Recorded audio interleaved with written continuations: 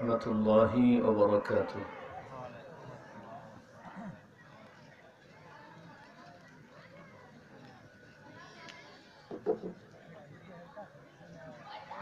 الحمد لله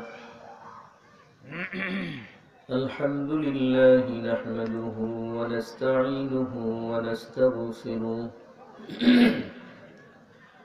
ونعوذ بالله من شرور أنفسنا ومن سيئات أعمالنا. من يهده الله فلا مضل له ومن يضلله فلا هادي له. ونشهد أن لا إله إلا الله وحده لا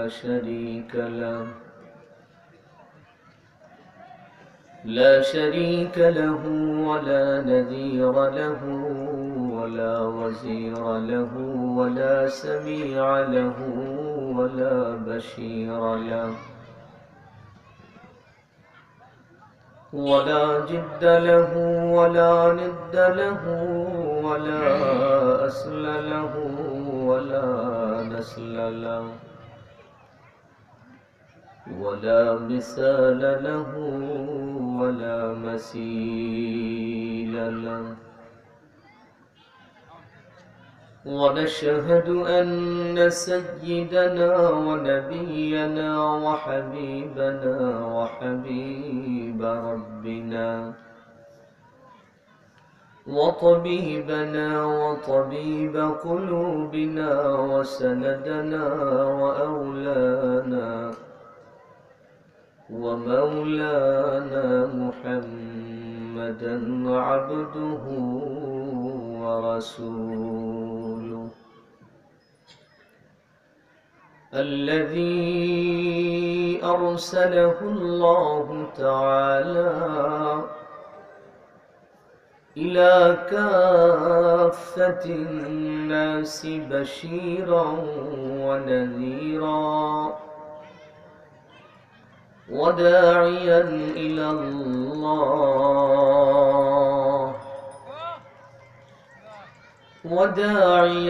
إلى الله بإذنه سراجا وقمرا منيرا. أما بعد فقد قال الله تبارك وتعالى في كلامه المجيد والفرقان الحميد. أعوذ بالله من الشيطان الرجيم. بسم الله الرحمن الرحيم. كل نفس ذائقة الموت. وقال النبي صلى الله عليه وسلم موتوا قبل أن تموتوا. وقال سيد الأنام وصاحب القرآن صلى الله عليه وسلم إنما القبر روزة من رياض الجنة أو حفرة من حفار النار. صدق الله مولانا العظيم وصدق رسوله النبي الأمي الكريم. ونحن على ذلك لمن الشاهدين والشاكرين والذاكرين والحمد لله رب العالمين. اللهم صل على محمد وعلى آل محمد كما صليت على إبراهيم وعلى آل إبراهيم إنك حميد مجيد اللهم بارك على محمد وعلى آل محمد كما باركت على إبراهيم وعلى آل إبراهيم إنك حميد مجيد يا رب صل وسلم دائما أبدا على حبيبك خير الخلق كلهم بلغ العلا بكماله كشف الدجى بجماله حسنت جميع خصاله صلوا عليه وآله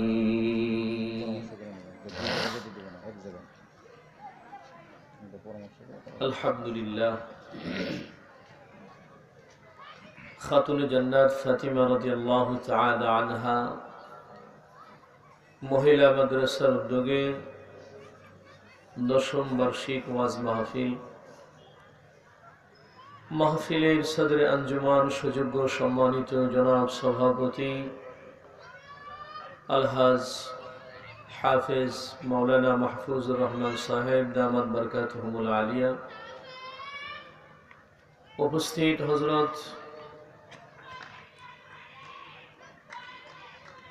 মুআজ্জাজ মুকাররম সারতাজ নায়েবে নবী হযরত উলামা ইকরাম, আয়োজিত মাহফিলের সামিয়ানার নিচে বসা অত্র এলাকার দিনদার পরহেজগার মুত্তাকি বয়োজ্যেষ্ঠ বয়োবৃদ্ধ সম্মানিত মুরব্বিয়ানে আযম, সমবয়স্ক বন্ধুবর মুহাব্বতের ভাইয়েরা, পর্দার অন্তরালে অবস্থানরত আবেদা সালেহা যাকিরা শাকিরা মুমিনা মুহসিনা পর্দানিশিনা সম্মানিতা মা ও ভগ্নীগণ, বিশ্বজগতের বিশ্ব প্রতিপালকের বিশ্ব দরবারে লাখো কোটি শুকর ও সুজুদ, যিনি অত্যন্ত দয়া করে মায়া করে ইহসান আর করুণা করে ভালোবেসে ইমানদার মুসলমান হিসেবে আমাদেরকে মঞ্জুর করে আমাদের হায়াতকে দীর্ঘায়িত করে দিয়ে আজকের এই মুহূর্ত পর্যন্ত আল্লাহ পাক আমাদেরকে সুস্থ সবল রেখে দ্বীনের নিসবতে কোরআনের মুহাব্বতে জান্নাতি আয়োজনের মাঝে ঈমানি চেতনা নিয়ে আমাদেরকে আসবার বসবার দুটি কথা বলা এবং শোনার সুযোগ দান করেছেন। ওই মহা মালিকের দরবারে আমরা সকলেই শুকরগুজার হচ্ছি। জবান খুলে উচ্চ আওয়াজে দরদ ভরা কণ্ঠে শ্রদ্ধার ভালোবাসা নিয়ে আবেগের সাথে দিল থেকে মহাব্বতে সমস্বরে পড়ি আলহামদুলিল্লাহ। শত কোটি দরুদ ও সালাম বর্ষিত হোক সেই মহান মানবতার মুক্তির দূত আকায়ে নামদার তাজদারে মদিনা সৈয়দুল মুরসালিন খাতামুন নবিয়্যিন শাফিউল মুজনিবিন নবী নবীউল আম্বিয়া সরকার দু আলম হাবিবে কিবরিয়া মা আমিনার নয়নের পুতুলি মুরুমুক্কার অহংকার সৈয়দিনা মুহাম্মদুর রাসূলুল্লাহ সাল্লাল্লাহু আলাইহি ওয়াসাল্লাম। সম্মানিত সুধী, এতক্ষণ পর্যন্ত আপনারা আপনাদের এই অঞ্চলের একজন খ্যাতিমান আলেমের জবান থেকে অত্যন্ত গুরুত্বপূর্ণ দ্বীনি দিক নির্দেশনামূলক আলোচনা শুনতেছিলেন।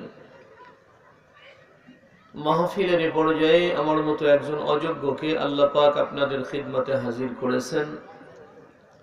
আমি মহান বাড়ি তাআলার উপরে পূর্ণ আস্থা রেখে পবিত্র কোরআনুল কারীম থেকে ছোট্ট একটা আয়াত, যেটা আমাদের সকলের পরিচিত মশহুর একটা আয়াত, আমি আপনাদের সম্মুখে পড়েছি।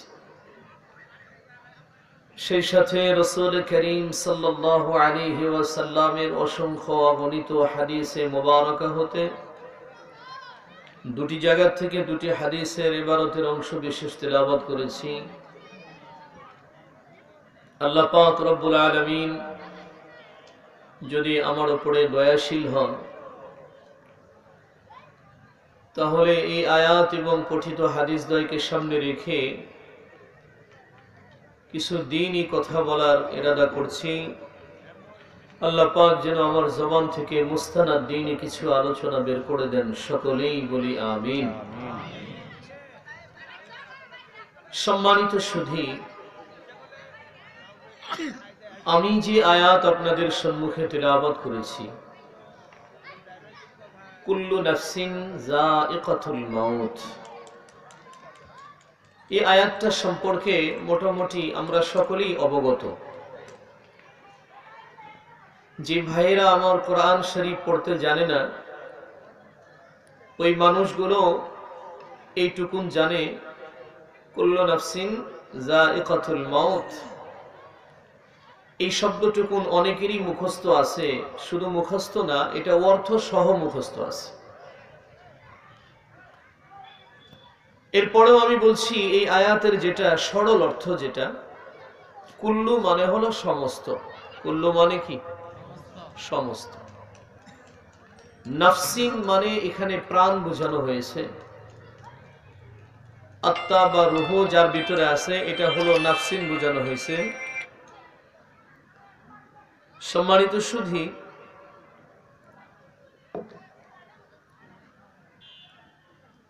যায়িকা,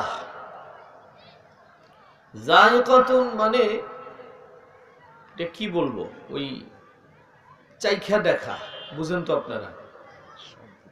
স্বাদ গ্রহণ করা, স্বাদ নেওয়া বা চাখা, টেস্ট করা, এটা হলো যায়িকা। আল মাউত, এটা মানে তো হলো মৃত্যু, আমরা সকলেই জানি। এক কথায় আল্লাহ পাক আমাদেরকে বুঝাইতে চাচ্ছেন যে কুল্লু নাফসিন যায়িকাতুল মাউত, যে প্রত্যেক প্রাণীকে, যার ভেতরে প্রাণ আছে, তাকেই মৃত্যুর স্বাদ আস্বাদন করতে হবে। প্রাণ যদি থাকে, তাহলে ওই মানুষটা বা ওই প্রাণীটার মৃত্যু অবধারিত, এর ভেতরে কোনো সন্দেহ নাই। এ থেকেই বোঝা যাচ্ছে যে আজকে আমরা যারা দুনিয়াতে আছি, একটা সময় আমরা এই পৃথিবীতে ছিলাম না। আজ থেকে 100 অথবা 150 বছর পূর্বে যারা পৃথিবীতে ছিল, আমরা যদি এখন তাদের কাউকে তালাশ করি, তো খুঁজে পাবো? কথা বলেন, পাওয়া যাবে? এখন যে আমরা আছি, এই সময়ের পরে আগামী 150 বছর পরে যদি ওই সময়কার কোনো মানুষ আমাদেরকে তালাশ করে, তাহলেও কি পাবে? পাবে না। এর মানেই হলো যে এই পৃথিবীর জমিনটা আমাদের জন্য অস্থায়ী একটা জগৎ। এটা অস্থায়ী, এখানে চিরদিন কেউ থাকতে আসে নাই। ইতিপূর্বে যারা ছিল, আমাদের মতো করে তারাও তো ভেবেছে, চিন্তা করেছে, সম্পদ অর্জন করেছে, টাকার পিছনে দৌড়িয়েছে, বাড়ি গাড়ি করেছে। মৃত্যুর চিন্তাটা হয়তো ভেতরে ছিলই না। এজন্য দুনিয়ার মোহে পড়ে আখিরাতকে ভুলে গিয়ে দুনিয়ার পেছনে মানুষ দৌড়াইতে থাকে। কিন্তু আল্লাহ সুবহানাহু ওয়া তাআলা দুনিয়াটাকে আমাদের জন্য একটা মুসাফিরখানা প্লাস এই দুনিয়াটা আমাদের জন্য অস্থায়ী একটা জায়গা বানিয়ে রাখছেন। যে এখানে আমরা চিরদিন থাকবো না। কেউ যদি থাকতেও চায়, তার জীবনের উপার্জিত সব সম্পদের বিনিময়েও যদি সে বলে যে আমি এই পৃথিবীতে চিরদিন থাকতে চাই, তারপরেও কি থাকতে পারবে? সম্ভব নয়। কেন? ওই যে কুল্লু নাফসিন যায়িকাতুল মাউত, মৃত্যু অবধারিত, মরতে তোমাকে হবে। এই জন্য যারা নাস্তিক, যারা আল্লাহকে বিশ্বাস করে না, এই মানুষগুলো মৃত্যুকে বিশ্বাস করে, আল্লাহকে বিশ্বাস করে না, স্রষ্টাকে বিশ্বাস করে না, কিন্তু মৃত্যু আছে এই কথাটা কখনো অস্বীকার করে না। কারণ তারা জানে যে মরে তো যেতেই হবে, একদিন না একদিন তো আমরা পৃথিবীর জমিন থেকে চলে যাব। তবে কবে, কোন দিন, কোন সময়, এই খবর কারোর কাছে আছে? হ্যাঁ, এটা কিন্তু কেউ জানে না। কবে আমরা দুনিয়া থেকে চলে যাব, মরে যাব, এই খবরটা আমাদের কাউকে আল্লাহ পাক আগে থেকে জানান দেন নাই। মানুষ দুনিয়ার জমিনে আগমন করে একটা ধারাবাহিকতা ঠিক রেখে, একটা সিরিয়াল মেনটেন করিয়া দুনিয়াতে মানুষ আসে। একটা পরিবারে যদি 3টা 4টা সন্তানের জন্ম হয়, আগে যে সন্তানটা দুনিয়াতে আগমন করে আমরা তাকে আমাদের ভাষায় ছোট ছেলে বলি, ঠিক না? হ্যাঁ, যে আগে দুনিয়াতে আসে 3 জনের ভেতরে, আমরা তাকে ছোট ছেলেই তো বলি নাকি? তাহলে কি বলা হয়? হ্যাঁ, বড় ছেলে। এরপরে যে আসে তাকে কি বলে? মেজো ছেলে বা দ্বিতীয়। এরপরে যে সন্তান আছে সে 3য় নম্বর সন্তান। এইভাবে করে ও মাওলা পাকের একটা সিস্টেম আছে যে পারাক্রমে ধারাবাহিকভাবে সন্তানেরা, মানুষেরা পৃথিবীর জমিনে আগমন করবে। কিন্তু ওই পরিবারের সন্তানগুলো যখন আবার এই দুনিয়ার জমিন ছেড়ে আল্লাহ পাকের ডাকে সাড়া দিতে চলে যাবে, এমন কোন বিধান কি আছে যিনি আগে এসেছেন তো ওনাকেই আগে যেতে হবে? এমন কোন বিধান আছে? এমন কোন শর্ত নেই যে আগে আসছে তাকে আগেই যেতে হবে, যে এরপরে আসছে তাকে সিরিয়াল মেনটেন করে ওর পরেই যেতে হবে, এরকমটা কিন্তু নয়। আল্লাহ পাক কাকে কখন দুনিয়ার জমিন থেকে নিয়ে যাবেন এই খবরটা আমরা আগে থেকে জানতে পারি না, এটা আল্লাহ পাক জানায় না। এজন্য আমরা আমাদের চোখের সামনে অনেক সময় দেখি যে বুড়া দাদা ঘরে পড়ে রইছে, পরিবারের সবাই তার মৃত্যুর দিন গুনতেছে, অপেক্ষা করতেছে যে বুড়াটা মরবে কবে। অথচ ওই পরিবারের জুয়ান নাতি দুনিয়া থেকে বিদায় নিয়ে চলে যায়, যায় না? চলে যায়। বাবা অসুস্থ, বিছানায় পড়ে রইছে, 2 বছর 3 বছর হয়ে গেছে। পরিবারের সমস্ত মানুষগুলো এই মানুষটাকে নিয়ে অতিষ্ঠ, দুর্বিষহ জীবন যাপন করে। কেন? যে এই মানুষটা 1 নম্বরে তো বিছানা থেকে উঠতেই পারে না, আর দ্বিতীয়ত এর যত প্রস্রাব পায়খানা সব এই বিছানাতেই করে ফেলে। এই জন্য পুরো ঘরটা, বাড়িটা দুর্গন্ধময় হয়ে থাকে। পরিবারের সবাই শুধু একটাই চিন্তা যে এই মানুষটা মরে গেলে আমরা একটু শান্তিতে থাকতে পারি। বাবার জন্য মহাব্বত নেই তা কিন্তু নয়, কিন্তু মহাব্বত আছে, তার চাইতে ওই মানুষটার যন্ত্রণাই বেশি। এজন্য সকলেই চায় সেই জন্য ঈমানের মৃত্যু হয় তার, আমরা যেন একটু শান্তিতে থাকতে পারি। এমন ঘটনাও ঘটে গেছে যে ওই অসুস্থ বাবার মেডিসিন আনতে গিয়ে তার যুবক সন্তান বাইক অ্যাক্সিডেন্ট করে জায়গাতেই স্পট ডেথ হয়ে গেছে। মানুষজন তারে উদ্ধার করে যখন ক্লিনিকে নিছে, ডাক্তারের কাছে নিছে, তো ডাক্তার ঘোষণা দিছে, আরে কারে নিয়ে আসছো, তো মরে গেছে। মরবার কথা ছিল কার? বাবা অসুস্থ, বিছানায় পড়ে আছে, মৃত্যু পথযাত্রী। সন্তান তার মেডিসিন আনতে গেছে। তো এই যুবক সন্তান কেমন যুবক যে সবেমাত্র কলেজ লাইফে পা দিয়েছে, জীবনে অনেক স্বপ্ন তার বাকি, কত স্বপ্ন দেখেছে, শিক্ষা অর্জন করবে, ভালো চাকরি করবে, না হলে ব্যবসা করবে, এই করবে সেই করবে, হ্যাঁ, মায়ের মুখ উজ্জ্বল করবে, কত স্বপ্ন তার ছিল। কিন্তু বান্দা স্বপ্ন দেখলে কি হবে, ওই মহামালিক তো চিন্তা করে রাখছেন আর একটা, এটা তো আমরা জানি না। এমনও পরিবেশ তো আমরা দেখেছি যে একটা পরিবারে 10 বৎসর পরে সন্তান হয়, কত কান্নাকাটি, কত চিকিৎসা, ডাক্তার, কবিরাজ, হুজুরের পানি পড়া, পীর সাহেব হুজুরের দরবারের মাটি ভরা, নেয় না, হ্যাঁ, পীর দরবারে মানত করা, সেখানে গিয়ে খাসি জবাই করা, খিচুড়ি ভাত কইরা। কিছু আল্লাহর ওলি আছে সেখানে যারা 27 বছরেও গোসল দেয় না, এমন কিছু ওলি আছে যাদের মোষের ভিড়ে ঠোঁট খুঁজে পাওয়া যায় না। হারবাল খাইতে খাইতে তাদের এই মোষগুলা একেবারে লাল টকটকা হয়ে গেছে, এত হারবাল খাইছে জীবনে। এই ধরনের কিছু ওলি গো খিচুড়ি খাওয়ায়, খাসি জবাই করে, আর মানত করে যে বাবা একটু দোয়া করেন, আল্লাহ যেন সন্তান দেয়, পীর বাবা যেন একটা সন্তান দেয়। সন্তান দিবে কে? সকলে মিলা বলেন, কে দিবে? আল্লাহ। দুনিয়ার কোন মানুষের ক্ষমতা নাই যে একটা সন্তান পৃথিবীতে আনতে পারে, এই ক্ষমতাটা আল্লাহ পাক নিজের হাতে রেখে দিছে। সুবহানাল্লাহ বলেন। তো ওই পরিবারে যখন 10 বৎসর পরে সন্তান আগমন করেছে, তো পরিবারের মানুষগুলো কি পরিমাণ খুশি হতে পারে এটা বুঝেন তো। অন্য কোনো কাজ নেই, সবাই ওরে নিয়েই ব্যস্ত।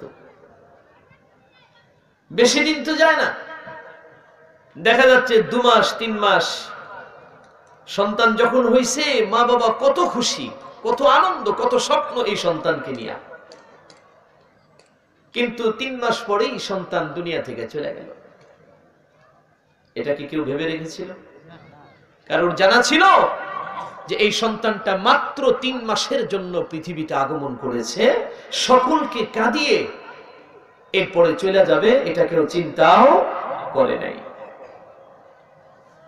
ওই মুহূর্তে যখন আজরাইল আসছে, গোটা পৃথিবীর মানুষ যদি আজরাইলের সামনে দাঁড়াইয়া প্রতিবাদ করে, আন্দোলন করে, মিটিং করে, মিছিল করে যে দেখো ভাই আজরাইল, এই সন্তানটা 10 বৎসর পরে এদের কুলে আসছে, দয়া করে এর ছেড়ে দাও,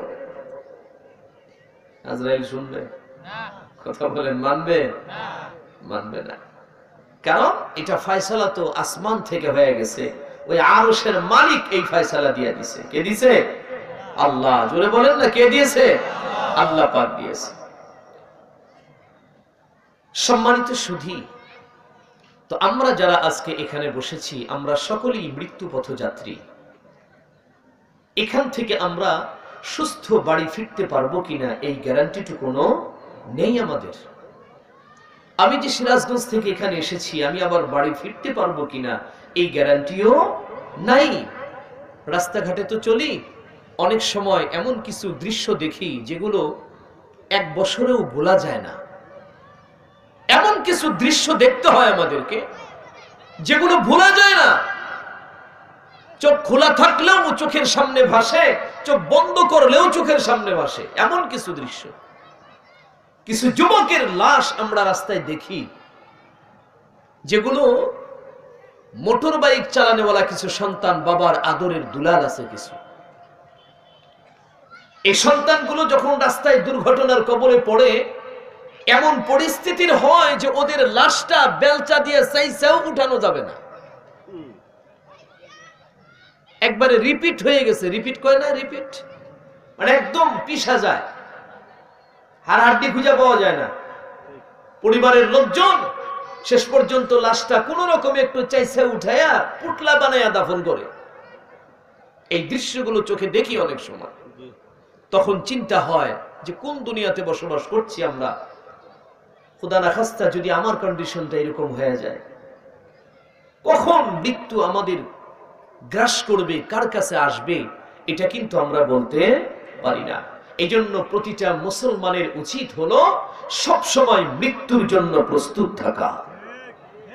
কথা বলেন, সব সময় মৃত্যুর জন্য প্রস্তুত থাকা। হাকিমুল উম্মাত। আপনারা হয়তো বলতে পারেন, হুজুর এটা কোনো কথা বললেন যে মৃত্যুর জন্য মানুষ প্রস্তুত থাকবে? আমরা তো মরণ দেখে কত দূরে পলাই। একটু অসুস্থ হইলে এখন চেন্নাই যাই, বেলুতে যাই, মাদ্রাজে যাই, লন্ডন যাই, সিঙ্গাপুরে যাই চিকিৎসা হওয়ার জন্য, আর বলতেছেন মরবার জন্য প্রস্তুত থাকবো। কেন থাকবেন না? হাকিমুল উম্মাত মুজাদ্দিদুল মিল্লাত শাহ আশরাফ আলী থানভী রাহমাতুল্লাহি আলাইহি উনি ওনার কিতাবে লিখেছেন যে আল্লাহর এক বান্দা দুনিয়ার জমিনে তরকারির ব্যবসা করে, যে বারে করে তরকারি নিয়ে নিয়ে রাস্তায় রাস্তায় গ্রামে গ্রামে বিক্রি করে। তো আসমানের ফেরেশতারা, রহমতের ফেরেশতারা ভিড় জমায়া ওরে দেখতেছে। থানভী রাহমাতুল্লাহি আলাইহি লেখেন যে আজরাইল ফেরেশতা আবার এই দৃশ্য দেখছে, যে সব ফেরেশতা জমা হইয়া কি যেন দেখে দুনিয়াতে। মুসলমান বাবাজিরা, আজরাইল ফেরেশতা জিজ্ঞাসা করেছে, তোমরা এভাবে জমা হয়ে এক জায়গায় জমা হয়ে দুনিয়ার দিকে তাকায়া কি দেখো? রহমতের ফেরেশতারা ডেকে বলে, ওই যে দুনিয়ার জমিনে একজন জান্নাতি মানুষ, যার নাম আল্লাহ পাক রব্বুল আলামিন জান্নাতের দরজায় লিখে দিয়েছে, এইজন্য মানুষটার চেহারা দেখতেছিলাম। আজরাইল বলে, আজব ব্যাপার, মানুষটা দুনিয়াতে আল্লাহ পাক তার নাম জান্নাতে লেখা রাখছে, কি এমন আমল করে লোকটা দেখি একবার। আজরাইল দুনিয়ার জমিনে নামছে। ওই মানুষটা যেই মহল্লাতে চলাফেরা করে, তরকারির ভার নিয়ে বিক্রি করে, সামনে দাঁড়ায় সালাম দিয়া দিছে। আল্লাহর বান্দা সালামের জবাব নিয়া লোকটার জিজ্ঞাসা করে, কি আপনি কই থেকে আইছেন? ইতিপূর্বে এই মহল্লার ভেতরে আপনারে কোনোদিন দেখি নাই। আজরাইল নিজের পরিচয়টা গোপন করে নাই, নিজের পরিচয়টা ওপেন করে দিয়েছে। বলে, ভাই সত্য কথা বলতে আমি হলাম আজরাইল, তুমি আবার আমারে নকল আজরাইল মনে করো না, আমি কিন্তু অরিজিনাল আজরাইল, আল্লাহর ফেরেশতা আজরাইল, আমি সেই। লোকটার মুখের ভেতরে হাসি। ওই মানুষটা নিজের তরকারির ভারটা জমিনে ফেলে দিয়া আজরাইল ফেরেশতার গলাটা জড়ায়া ধরে মুআনাকা শুরু করছে, মুলাকাত শুরু করে দিছে। হাসে আর ডাক দিয়া বলে, ভাই আজরাইল, আপনি এসেছেন, বড় ভালো হয়েছে, আমি বড় খুশি, কারণ আমার মাওলা পাকের দিদার করতে পারবো।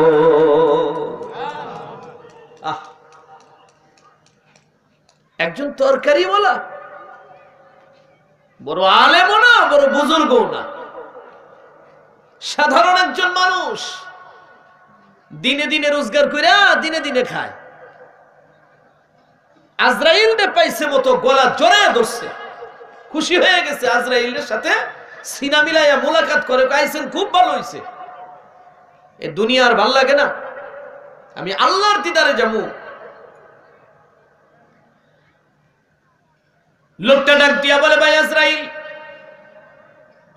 নিয়ে তো যাইবা ঠিক আছে, কিন্তু আমার অনুরোধ, তুমি আমারে 4 থেকে 5টা মিনিট সময় দিবা, যে সময়টুকুনে আমি এইখানে দাঁড়ায় দাঁড়ায় আমার আল্লাহ পাকের কুদরতি কদমে 4টে সিজদা দিব।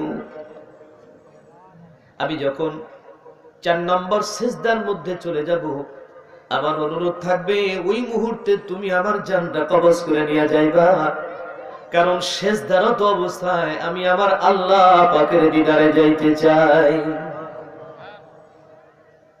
আজরাইল ডেকে বলে, 1 নম্বর কথা হলো, তুমি যে নামাজ পড়বা, এখানে তো কোনো পানি নাই, তুমি কি ওযু করবা না? ওযু ছাড়া তুমি নামাজ কেমনে পড়বা? লোকটা ডাক দিয়া বলে, ভাই আজরাইল, এটা কেমন কথা বললে তুমি? যারা মুসলমান হয় তারা বিনা ওযুতে কোনোদিন থাকে না। যারা মুসলিম এরা তো ওযুবিহীন থাকেই না, আর আমরা তো এমন আছি যে ফরজ গোসলও করি না, অনেকে এই অবস্থায় বাজার ঘাট করে খাই, সময় পায় না ফরজ গোসল করবার। এই অবস্থায় অনেক মুসলমান আছে যে নিজের নাপাক দেহটা নিয়ে রাস্তায় চলে। খোদা না খাস্তা যদি তোমার মৃত্যু হয়ে যায় তো কি জবাব দিবা তুমি? আর এমন আল্লাহর বান্দা যে তরকারিওয়ালা, এ বলে যে মুসলমান ওযু ছাড়া থাকে না, বিদায় আমার ওযু আছে, আমি খালি নামাজে দাঁড়াবো আর নামাজ পড়ব। আজরাইল ডেকে বলে, একদম নামাজ তোমার এখন পড়তে হবে না, কারণ আমি তোমার জান কবজ করতে আসি নাই, আমি শুধু তোমার সাক্ষাতে আসছিলাম, তোমার দেখতে কথা বলতে আসছিলাম। কেন, কি প্রয়োজন ছিল? আজরাইল ডেকে বলে, আল্লাহ পাকের জান্নাতের দরজায় তোমার নাম লিপিবদ্ধ হয়ে গেছে, আল্লাহর রহমতের ফেরেশতাগুলো ভিড় জমায়া জমায়া তোমার চেহারা দেখে, এই জন্য তোমার একটু দেখতে আইছিলাম, কি এমন আমল করো এটা জানার ইচ্ছা ছিল বড়। লোকটা ডেকে বলে, আজরাইল আমার তেমন কোনো আমল নাই, আমি তো প্রতিদিন নিয়মিত একই কাজ করি, তবে হ্যাঁ আমি মিথ্যা কথা বলি না, জবানটা দিয়া কখনো মিথ্যা কথা বের করি না, আর এই জবানে কখনো হারাম খাবার খাই না। আমরাও তো মিথ্যা কথা বলি না, তাই তো?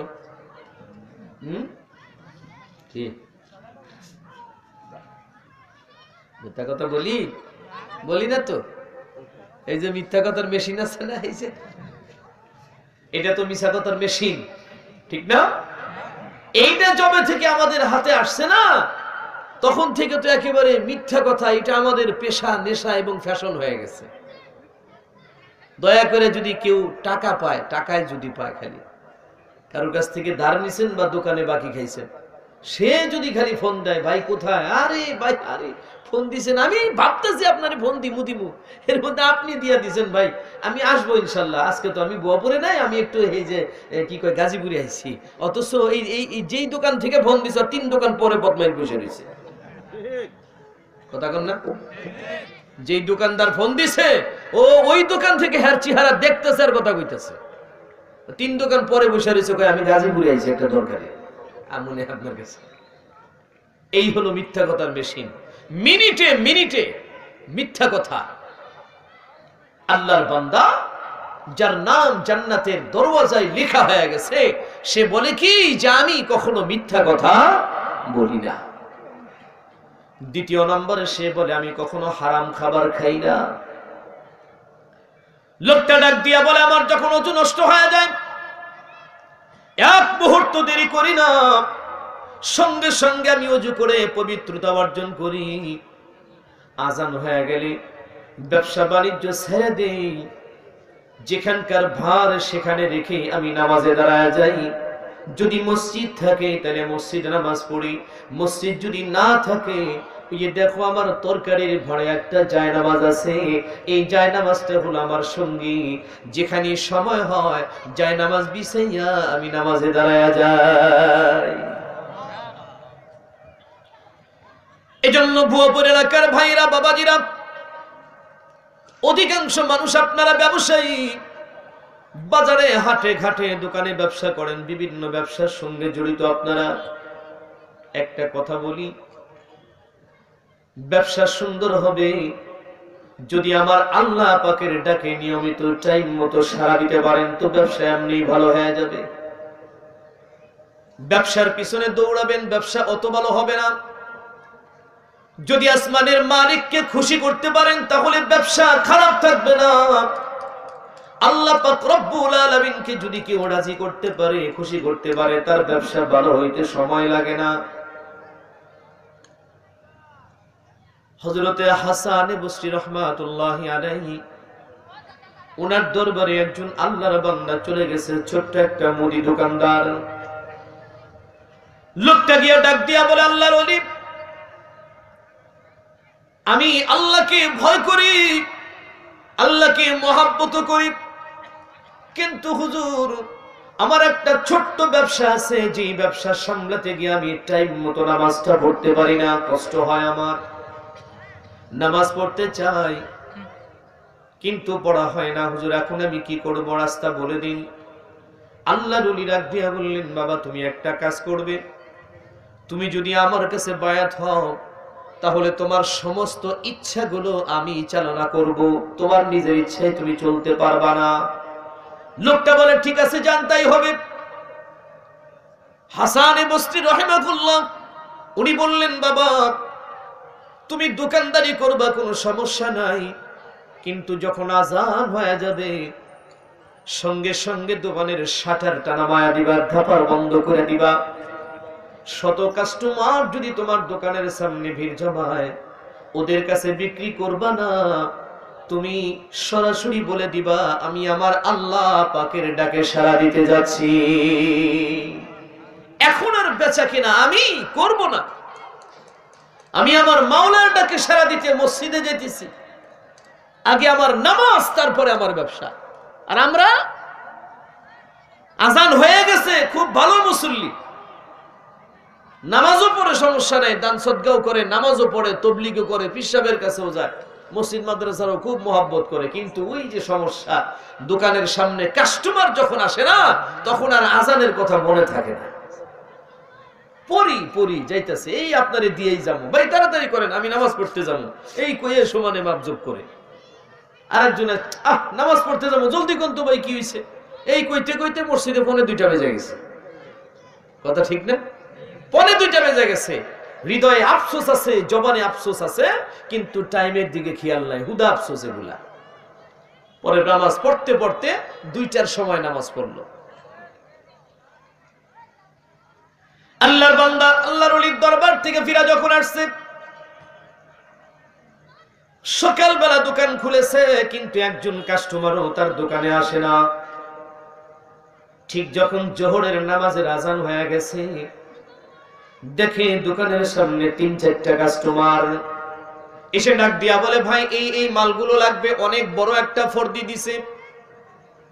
দোকানদার আস্তে করে দোকান থেকে বের হইয়া দোকানের শাটার গুলো বন্ধ করে দিয়া বলতেছে, বাবা এখন যদি আমার দোকান থেকে তোমরা লাখ টাকার মাল নাও, আমি বিক্রি করতে পারবো না, কারণ আমার আল্লাহ পাক আমারে মসজিদে ডাক দিয়েছে, আল্লাহর ডাকে সাড়া দিব, তারপরে আমি দোকান খুলে প্রয়োজনে বিক্রি করব, না হলে না করব। ডাইরেক্ট বলে দিয়ে চলে গেছে। তো কাস্টমারের মনে তো একটু কষ্ট হওয়ারই কথা, সুফি সাহেব হইছে, নমাজি হইছে, বলে না কাস্টমার এরকম কিছু আছে, কি নামাজি, আর দেশে নামাজি পাইলাম না। পাশেই ছিল ইহুদির দোকান।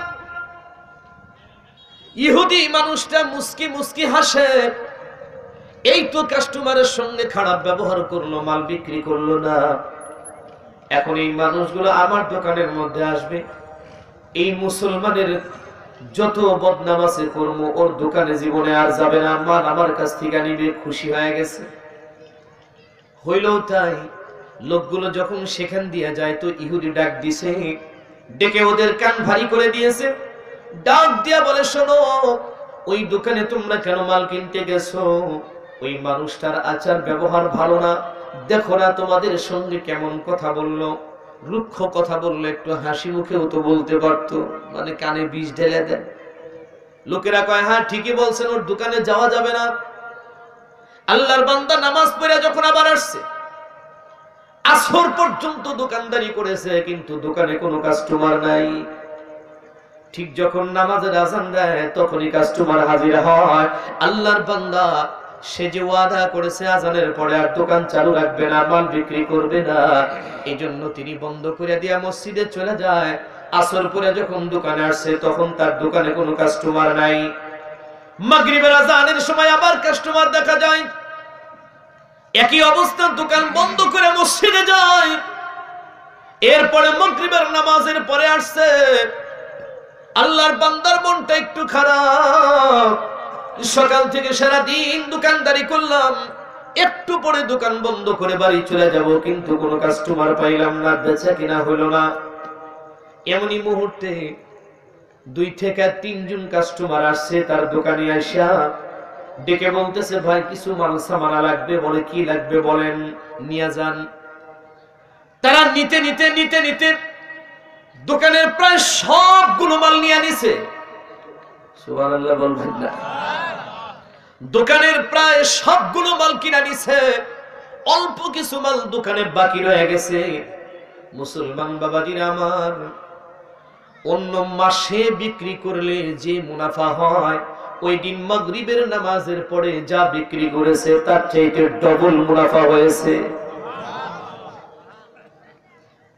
ইশার নামাজের সময় তিনি দোকান বন্ধ করে দিয়া খুশিতে বুকটা ভরে গেছে, মুখ ভরা হাসি নিয়ে চলে গেছে আল্লাহর ওলির দরবারে। হযরতে হাসানে বসরি রাহিমাহুল্লাহ উনি মুরিদের চেহারার দিকে তাকায়া ডাক দিয়া বলে, কি হে, ব্যবসা ভালো হয়েছে নাকি? মুখটা বড় হাসি হাসি, তোমার ব্যবসা বুঝি ভালো হয়েছে? ওই লোকটা ডেকে বলে, হুজুর ভালো তো হয়েছে, এমন ভালো হয়েছে বিগত 1 মাসে যা ইনকাম করেছি আজকে মাগরিবের নামাজের পরে তার চাইতে বেশি ইনকাম করেছি। আল্লাহর ওলি হাসান বসরি ডাক দিয়া বলে, তুমি জানো ওই কাস্টমার গুলারে চিনোনি? ও বলে, হবে কোন এলাকার মানুষ, নতুন এসেছে, মালের প্রয়োজনের জন্য নিয়ে গেছে, দোকানের প্রায় সব মাল নিছে, 12 আনা নিয়ে গেছে। আল্লাহর ওলি ডাক দিয়া বলে, না না, এই মানুষগুলো দুনিয়ার জমিনের কোনো মানুষ না, এই মানুষগুলো আল্লাহ পাকের রহমতের ফেরেশতা। সারাদিন তুমি যখন আল্লাহর গোলামি করছো, আমার আল্লাহ পাক মাগরিবের নামাজের পরে তার ফেরেশতাদেরকে কাস্টমার বানায়া তোমার মাল কিনেছে। এজন্য নামাজের গুরুত্ব। সম্মানিত সুধী, তো আল্লাহর ওই বান্দা বলে যে আমি নামাজে অবহেলা করি না, যখন যেখানে আজান হয় তো আমি নামাজ পড়ে নিই। এজন্য সে মরবার জন্য প্রস্তুত, মরার জন্য কি প্রস্তুত। আজরাইল আসছে, খুশি হইছে। আমাগো বাড়িতে যদি আজরাইল আসে, যদি এসে পরিচয় দেয়, আসসালামু আলাইকুম, কেমন আছেন? ভালো, কি আপনি? আমি আজরাইল। ওমা, কি কয়? পিছনের বেড়া ভাঙে না দৌড়। দরজায় যদি দাঁড়ায় তো পিছনের বেড়া থাকবো? কথা বলেন। আর এই সাধারণ গ্রামীণ ব্যাংকের অফিসারে যদি কিস্তি বাকি পড়ে, হে যদি এখানে ঘরের দরজার সামনে যদি মোটর সাইকেলের হরন ডাবা যায়, আল্লাহ রে, জাগো বেড়ার ঘর দেখবেন পিছনের বেড়া ভাঙ্গা পলাইছে, দৌড়ে বাড়িয়ে জায়গা। কেন? যে কিস্তি হালাইছে, পলাও। যদি ধরে নিয়ে যায়, সেখানে আজরাইল যদি আসে তাহলে আমাদের উপায়টা কি হবে? থানবী রহমাতুল্লাহ আলাইহি মুসলমানের 80 কিতাব আছে একটা, এটার মধ্যে লেখে যে আল্লাহর বান্দা জঙ্গলে কাঠ কেটে খায়। তো জঙ্গলে গিয়া দেখে অনেক শুকনা কাঠ, তো এত বেশি কাঠ জড়ো করছে, বোঝা বান্দার পরে ওখানে টানে আর উঠে না, মানে লোভে লোভে বড় করে বেঁধে ফেলছে, শেষ পর্যন্ত আর উঠাইতে পারে না। এখন চিন্তা করতেছে, এই বোঝা নিমু কেমনি? একটা মানুষ নাই, জন নাই, কেমনি বোঝাটা নেই? না, অনেকক্ষণ দাঁড়ায় রয়েছে, বিক্রি করবে কখন, নিয়ে যাবে কখন? শেষ পর্যন্ত বিরক্ত হয়ে বলতেছে, আরে পুরা কপাল আমার রে, এত মানুষ দুনিয়াতে মরে, আজরাইল হেগো গাছা হেরা আমারে চোহে দেয় না, আমি একটু মরতে পারি না? মরলেই তো জ্বালা যায় আমার। আল্লাহ পাকের ইচ্ছা আজরাইলি জঙ্গল দিয়ে যায়।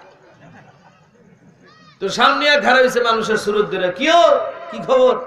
কেন আপনি? বলে, তুমি যার নাম ধরে ডাকলা, আমি হে, আমি আজরাইল। তো কি জন্য ডাকছো, খবর কি? কি আর কমু, এই যে বোঝা উঠে দাও, বাজ্জামু। একটু আগে কি কইলো? একটু আগে আজরাইল তালাশ করে মরার জন্য, আর এখন আবার আজরাইল যখন পাইছে তখন কয় যে একটু বোঝাটা উঠায় দাও, বাড়ি যাই। তাহলে মরতে চায়? কথা বলেন, মরতে চায়? মরতে চায় না। আমরা তো সব সময় মরণ থেকে দূরে সরে থাকি, মরণ থেকে গাফেল থাকি। আমরা মনে করি মরে গেলেই তো আমার সবকিছু শেষ হয়ে গেল, কিন্তু না বাবা, মরণ মানেই সবকিছু শেষ না। মৃত্যু মানেই হলো আপনার মূল জীবনের সূচনা হয়ে গেল। এটা তো নকল জীবন। मौत को समझा है गाफिल, इख्तिताम में जिंदगी मौत को समझा है गाफिल, इख्तिताम में जिंदगी दर हकीकत मौत तेरे सुबह दवा में जिंदगी। ए चमन वेरा भी होगा ये खबर बुलबुल को दो, ताकि अपनी जिंदगी को सोच कर कुर्बा करे। ऐशो अशरत के लिए दुनिया नहीं, याद रख तू बंदा है मेहमान ही। मुसलमान बाबाजीरा आमार, मृत्यु থেকে কখনো নিজের গাফিল করা যাবে না। মৃত্যু জীবনের সবকিছু শেষ করে দেয় না, বরং আপনার মূল জীবনে যাবার রাস্তাটাকে সুগম করে দেয়। যেখানে যাওয়ার পরে আপনার আসল জীবনটা শুরু হবে, এটা তো দুনিয়ার জমিন, অস্থায়ী একটা জগৎ। এটা হলো আখিরাতের তুলনায় এটা হলো ফসল ফলানোর জায়গা। আর দুনিয়া মাজরাআতুল আখিরা, দুনিয়ার জমিনটা হলো ক্ষেত। এখানে যা ফসল ফলাবেন কিয়ামতের দিন এই ফলগুলো আল্লাহ পাক ভক্ষণ করাবে। যদি আপনি নেক অর্জন করতে পারেন কিয়ামতের দিন আল্লাহ আপনার জান্নাত দিয়ে দিবে। আর যদি গুনাহ করেন দুনিয়ার জমিনে, তো কিয়ামতের দিন আল্লাহ পাক আপনার জাহান্নামী বানাবে। মুসলমান বাবাজিরা রে আমার, আমি আপনাদের কাছে জানতে চাই, একজন মানুষও কি দাঁড়িয়ে ঘোষণা দিতে পারবে যে আমি কোনোদিন মরব না, আজীবন বেঁচে থাকবো? বলতে পারবে কেউ? এমন দুঃসাহসী মানুষ এখানে কেন গোটা বাংলায় পাওয়া যাবে না, তাম পৃথিবীর জমিন তালাশ করলেও পাওয়া যাবে না। কারণ সকলেই জানে যে মৃত্যু অবধারিত, মরণ একদিন হবে, মরণ থেকে বাঁচার কোনো কায়দা নাই। টাকা পয়সা দিয়া মরণ থেকে বাঁচা যায় না, প্রভাব প্রতিপত্তি দিয়া মরণ থেকে বাঁচা যায় না, ক্ষমতা দিয়া কখনো মরণ থেকে বাঁচা যায় না। অর্থ করে যদি আপনার বেশি থাকে, হাজার হাজার কোটি টাকা যদি থাকে, এই সিস্টেম যদি চালু থাকতো যে আজরাইল আসলে পরে কিছু টাকা পয়সা হেরে দিয়া ম্যানেজ করে নিতাম, আর কিছুদিন বেঁচে থাকতাম দুনিয়াতে, তাহলে বাবা এই দুনিয়াতে গরিব মানুষগুলো থাকতে পারতো না, বড়লোক চাপে, ঠিক না? কারণ আজরাইলের কাছ থেকে ঘুষ দিয়া হায়াতগুলো ওরা নিয়ে নিত। আমরা গরিবরা ঘুষও দিতে পারতাম না, জানও বাঁচাইতে পারতাম না। কিন্তু আল্লাহ পাক এই সিস্টেমটা চালু রাখেন নাই। আরে দুনিয়ার যত বড় সমস্যাই হোক, ইদানিং কালে টাকার মাধ্যমে এটা সমস্যার সমাধান করা যায়। টাকা থাকলে প্রকাশ্য দিবালোকে খুন করেছে এমন খুনিরেও বাঁচানো যায়। আর টাকা যদি না থাকে, একটা সৎ নিষ্ঠাবান ছেলেরে উঠায় নিয়ে গেছে, এটারে খুনি বানাইয়া ফাঁসিতেও ঝুলানো যায়। এমন দুনিয়ায় বাস করি আমরা। এই জন্য বলি টাকাওয়ালাদেরকে যে এই টাকা সব জায়গাতেই চলবে না। কিছু জায়গা আছে যেখানে টাকা অচল, যেখানে আপনার ক্ষমতা অচল, যেখানে আপনার বংশ পরিচিতি এটা অচল হয়ে যাবে, যেখানে আপনার এমপি সাহেবের ফোন আর কাজ করবে না, মন্ত্রীর ফোন আর কাজ করবে না, যেখানে আপনার নেতার ধমক কাজ করবে না, যেখানে শুধুমাত্র কাজ করবে আপনার আমল। আমল কিচ্ছু থাকবে না সেখানে। যদি ক্ষমতা কাজ করতো তাহলে নমরুদ সারা জীবন বেঁচে থাকতো। ক্ষমতা যদি কাজ করতো ফেরাউন মরতো না, ফেরাউন আজীবন বেঁচে থাকতো। ক্ষমতা যদি কাজ করতো বাদশাহ সাজ্জাদ দুনিয়ার জমিন থেকে যাইতো না। এমন ক্ষমতা যে জান্নাত বানাইছে, আল্লাহ পাকের জান্নাতে যাবে না, নিজে জান্নাত বানায় আলাইছে। এই জান্নাতের ভেতরে যাবে কিন্তু আল্লাহ ঢুকতে দেয় নাই। জান্নাতের দরজার সামনেই তার জানটা বাইর করে নিছে আজরাইল। ও মুসলমান, নমরুদ এত বড় একজন শাসক, প্রভাব প্রতিপত্তিওয়ালা, সারা জাহান শাসন করেছে নমরুদ। মুসলমান বাবাজিরা আমার, কিন্তু তার দুনিয়ার জমিনে সে চিরদিন থাকতে পারে নাই। আল্লাহ পাক রব্বুল আলামিন একটা ল্যাংড়া মশার মাধ্যমে তারে দুনিয়ার জমিন থেকে বিতাড়িত করেছে। জুতার পিটানি খিলাইয়া খিলাইয়া দুনিয়ার থেকে দূর করছে। এটারে জুতার বাড়ি, জুতার বাড়ি। এই জন্য বলে বেশি লম্বা হইও না, কি হইব তাহলে? জ্বরে ভাঙবো মাথা। আর বেশি খাটো হইস না, ছাগলে খাইবো পাতা। কথা বুঝেন না? বেশি লম্বা হইও না। তো নমরুদ লম্বা হইতে হইতে আকাশ পর্যন্ত হয়ে গেছিল গা। আল্লাহরেও তীর মারছে, আল্লাহকে মাইরা ফেলাইব। কারে তীর মারছে? আল্লাহরে তীর মারছে। ইব্রাহিম নবীরে কয়, ইব্রাহিম কি কও তুমি? এই দেখো তোমার আল্লাহরে মারতাছি, তোমার আল্লাহর ক্ষমতা এটা দেখে জানবো আমি। তীর মাইরা দিছে উপরের দিকে, আল্লাহকে মারবে। আল্লাহ পাক আবার খেলা খেলছে। এই তীরটা আবার ফেরেশতার মাধ্যমে দইরা মাথার ভিতরে রক্ত লাগায় দিছে, রক্ত রক্ত খুন লাগায় দিছে। তীর যখন রিটার্ন আসছে না, তখন নমরুদ এটা ধরে ইব্রাহিম এই যে এই যে আল্লাহ মেরে গেছে, আল্লাহরে মেরে ফেলাইছি। দেখছো এই যে দেখো রক্ত মাখা তীর ফিরে আসছে। এই তীর ঢুকলে ফিরা হ্যাঁ বোকা। তো আল্লাহ পাক এমন এক বাহিনীকে ব্যবহার করেছে নমরুদের বিপক্ষে। ওয়ালিল্লাহি জুনুদুস সামাওয়াতি ওয়াল আরদ। আল্লাহ বলেন যে আমার সাথে কেউ যখন যুদ্ধ ঘোষণা করে, বিদ্রোহ করে, আমি রব্বুল আলামিন অস্ত্র শস্ত্র নিয়ে আমার আসমান থেকে জমিনে নামার প্রয়োজন হয় না। কারণ এই দুনিয়াতেই আমার কিছু সৈনিক আছে যেগুলো মানব জাতির কাছে তুচ্ছ, কিন্তু এটা বড় পাওয়ারফুল, কারণ ওরা আমি আল্লাহ পাকের সৈনিক, যেটা বোঝা যায় না। ওয়া আরসালা আলাইহিম তৈরান আবাবিল। পাখিগুলো শকুনের মতো বড় বড়, হ্যাঁ তাহলে কাউয়ার মতো হবে। ছোট্ট একটা পাখি, আমাদের দেশের চড়ুই পাখির চাইতেও ছোট। যেই পাখিগুলোর দুই পায়ের চিপায় একটা পাথর, এই পায়ের চিপায় একটা পাথর, আর মুখের ভিতরে একটা পাথর। পাখি যেমন ছোট, পাথর কি এত বড় হবে নাকি?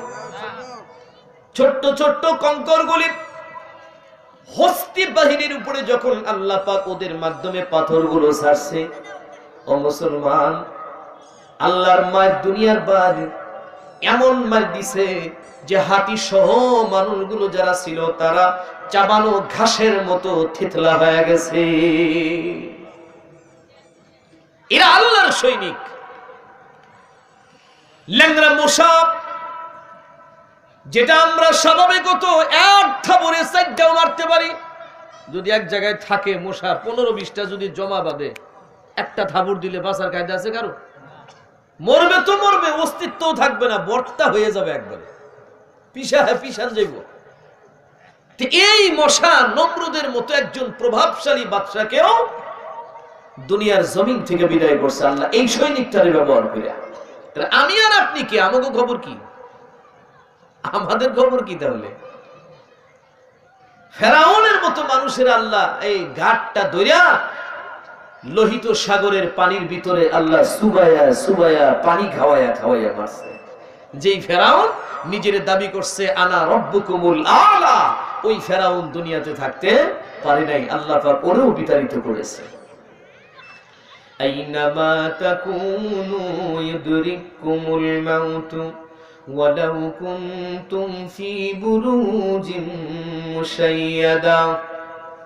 মুসলমান বাবাজিরা আমার, আল্লাহ পাক ডাক দিয়ে বলেন, মৃত্যুর ভয়ে মরণের হাত থেকে বাঁচার জন্য তোমরা যদি লোহার সিন্দুক বানাইয়া তার ভেতরে যদি নিজেদেরকে লুকায় রাখো, নিশ্ছিদ্র বাতাস প্রবেশ করবার মতো কোনো জায়গা সেখানে নাই, এটার ভেতরেও যদি তোমরা থাকো, ও মুসলমান, এই লোহার সিন্দুকটাকে মানুষ যদি আবার আরেকটু সেভ করার জন্য গহীন সমুদ্রের তলদেশে নিয়ে রাখে, হাজার হাজার ফিট পানির নিচে নিয়ে যদি রাখে, ওইখানেও আল্লাহর আজরাইল ওই মানুষটার জান কবজ করে নিয়ে যাবে।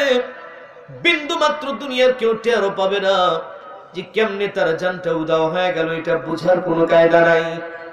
এই দুনিয়ার চিকিৎসা বিজ্ঞানীরা, বহির্বিশ্বের চিকিৎসা বিজ্ঞানগুলো, ওনারা তো অনেক সময় দেখার চেষ্টা করেছে মানুষের ভিতরে জান নামে যেটা আছে, রূহ যেটা, এটা কেমন, এটা দেখা যায় কিনা, ধরা যায় কিনা। এজন্য গ্লাসে মোড়ানো ঘর বানাইয়া এই ঘরের ভিতরে মুমূর্ষু রোগীরা আটকায় রাখছে, যে দেখিও কেমনে মরে, জান কোন দিক দিয়া বাইর হয়। এরপরে দেখছে নড়াচড়া নাই, মুসলমান বাবাজিরা আমার, বিন্দু মাত্র কোনো নড়াচড়া নাই, মরে গেছে। গ্লাস খোলার পরে কিছুই বুঝতে পারে নাই, কেমনে মরলো, জান কোন দিক দিয়া গেল বুঝতে পারে নাই। এই জন্য আল্লাহ পাক বলেন, তুমি যেখানেই নিজেকে পালাও না কেন, যেখানের মধ্যে তুমি তোমারে লুকায় রাখো না কেন, আমার আজরাইল ও জায়গা থেকেই তোমার জান কবজ করে নিয়ে যাবে। ইযা জাআ আজালুহুম লা ইস্তাখিরুনা সাআতান ওয়া লা ইস্তাকদিমুন। আল্লাহু আকবার বলেন। যেখানে যার মৃত্যু যে অবস্থায় ওইটা হবেই, এটা থেকে আমরা কেউ রেহাই পাবো না। কি মরবার জন্য প্রস্তুত তো? হ্যাঁ, প্রস্তুত তো? সুলাইমান আলাইহিস সালাতু ওয়াস সালাম সিংহাসনে বসা, খুব খেয়াল করেন। নবী সুলাইমান আলাইহিস সালাম সিংহাসনে বসা, এক আল্লাহর বান্দা হাঁপাইতে হাঁপাইতে আসছে দৌড়ে, চোখ বড় বড় হয়ে গেছে, অস্থির, সামনে পড়ে, হুজুর আমারে বাঁচান, আমারে বাঁচান। সুলাইমান নবী বলে, কি হয়েছে তোমার? আমি তোমারে কি বাঁচাবো? কে তোমারে মারতে আসছে? লোকটা বলে, হুজুর আমি ঘরে ছিলাম, আমার ঘরের জানালার দিকে যখন তাকাইছি, বিভৎস চেহারা দেখেছি আমি, যেই চেহারা দেখার আশাও করিনি কখনো, এমন একটা বিভৎস চেহারা আমার নজরে পড়েছে। তো আমার মন বলতেছে ওইটা আজরাইল ছাড়া আর কেউ না, তাড়াতাড়ি হুজুর আমারে বাঁচান। সুলাইমান আলাইহিস সালাম বলে, জানে বোকা, আজরাইল যদি হয়েই থাকে তো আমি তোরে কেমনে বাঁচাবো? আজরাইল কি আমার কথা শুনবো? সে কি আমার কথায় চলে? তো আজরাইলের তো একজন মালিক আছে, হের কথায় চলে, আমার কথাই তো না। না হুজুর, আমি ওটা অত শত বুঝি না, আপনি নবী, আপনি বড় মানুষ, আপনি আমারে বাঁচান। কি করতে পারি আমি তোর জন্য? আপনি তো অনেক কিছু জানেন, অনেক জিন পুষেছেন, তা আপনি দয়া করে আমারে এইখান থেকে সরাইয়া চীন দেশে পাঠাইয়া দেন, ওইখানে গেলে আর আজরাইল আমারে খুঁজে পাইব না। বর্তমানে এই বিশ্বে এই সময়, এই যে ইদানিং কালে যে আজরাইল একটু বেশি বেশি ধরতেছে, ধরা শুরু করছে কোন জায়গা থেকে? চীন থেকে না? তো চীনে আজরাইল নাই, ওইখান থেকেই তো শুরু করছে। শেষ পর্যন্ত সুলাইমান আলাইহিস সালাতু ওয়াস সালাম ওই বেচারার এত কাকুতি মিনতি সহ্য করতে পারে না। ঠিক আছে, যা, তোর কথা রাখলাম, আর তুই ওখানে গিয়ে মরে গেলে বাসে গেটা আমার দেহান নেই, তোর মনের যেটা আশা এটা পূরণ করে দিই। জিনেরে কইছে, এরে ধরে নিয়ে চীন দেশের এক পাহাড়ে ফেলাই দিয়া, জঙ্গলে রেখে দিয়া। তো কিতাবে আসছে এই আল্লাহর বান্দা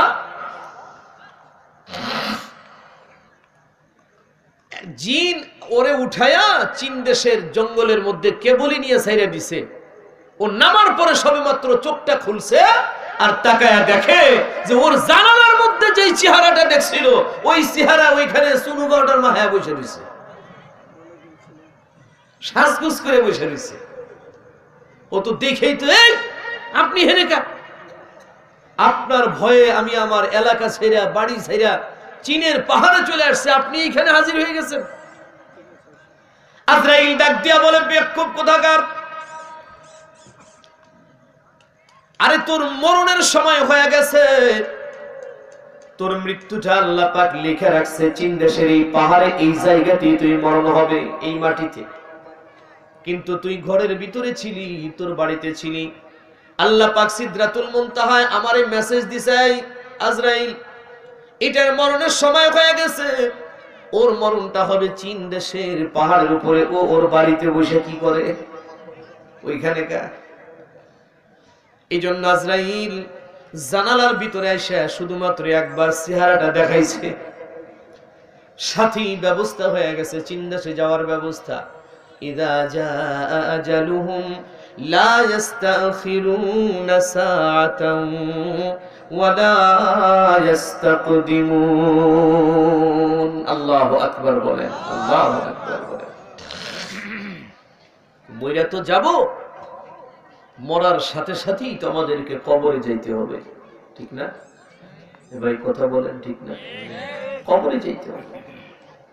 কি নিয়ে যাব? প্রশ্ন আমার একটাই, যে কি নিয়ে কবরে যাব? কি আছে আমাদের কাছে? কোন সম্বলটুকু আমাদের কাছে আছে যে যেটা নিয়ে আমরা কবরে যেতে পারি, যেটা নিয়ে আল্লাহ পাকের সামনে যেতে পারি, আল্লাহর ফেরেশতাদের সামনে যেই উপঢৌকন আমরা পেশ করতে পারি, এমন কি আছে আমাদের কাছে? একবার কি নিজেদের জীবনের দিকে তাকায়া চিন্তা করেছি? কখনো কখনো চিন্তা করি নাই যে আমার উপার্জন কি, কোত্থেকে আসে, কেমনে চলে, কিভাবে আমি চলি, আমার নামাজ হয় কিনা, আমার রোজা হচ্ছে কিনা, আমার যাকাত ফরজ হয়েছে সেটা দিচ্ছি কিনা। এক কথায় পৃথিবীর জমিনের আমার যে চলাফেরা, উঠা বসা, ব্যবসা বাণিজ্য, লেনদেন, সবকিছু এগুলো আল্লাহ পাকের হুকুম অনুযায়ী হচ্ছে কিনা, এটা চিন্তা করারও সময় আমাদের কাছে নেই। গুনাহে গুনাহে জীবনটা একেবারে পরিপূর্ণ। আল্লাহ রাসূল বলেন, আলা কুল্লুকুম খাত্তাউন ওয়া খায়রুল খাত্তাইন আত-তাওয়াবুন। বিশ্বনবী মুহাম্মদ আরবি সাল্লাল্লাহু আলাইহি ওয়াসাল্লাম বলেছেন যে তোমরা কম বেশি সবাই গুনাহগার। কম বেশি আমরা সবাই গুনাহগার। কেউ কবিরা গুনাহ করেছে, কেউ সগীরা করেছে, কেউ আবার জাইনা গুনাহ করছে, কেউ না জাইনাও গুনাহ করছে। তবে আমরা সকলেই কি গুনাহগার। এই কথা সত্য না মিথ্যা? কেউ বলতে পারবেন যে হুজুর আমার জীবনে কোনো গুনাহ নাই? হ্যাঁ, এই বাংলাদেশের যিনি বাইতুল মুকাররমের খতিব, তিনিও বলতে পারবে না, তিনিও বলতে পারবে না যে আমার জীবনে কোনো গুনাহ নাই। কারণ রাসূল বলেছেন যে তোমরা সবাই কম বেশি গুনাহগার। সেখানে অস্বীকার করার কোনো কায়দা নেই আমাদের কাছে। আমরা যখন গুনাহ করি তখন তো আমরা কাউকে ভয় পাই না। এই কথা কখনো ভাবি না যে আমার আল্লাহ সুবহানাহু ওয়া তাআলা আমাকে দেখছেন, আমি যেটা করছি এ সম্পর্কে আল্লাহ পাক জ্ঞাত।